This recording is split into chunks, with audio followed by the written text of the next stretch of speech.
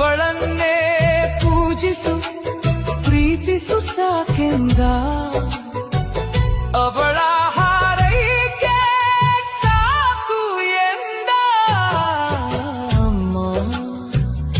ತಾಯೇ ನೀನೇ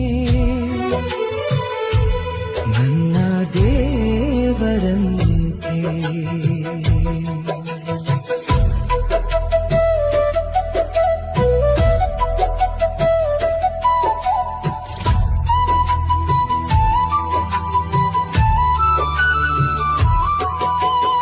ಅವಳನ್ನ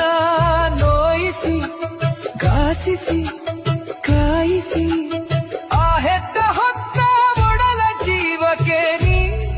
ಕೊಟ್ಟಿದ್ದೇನು ಬರಿ ನೋವಲ್ಲವೇ ಅವಳಿಗೆ ನಾನೇ ಶರಣು ಶರಣು ಎಂದ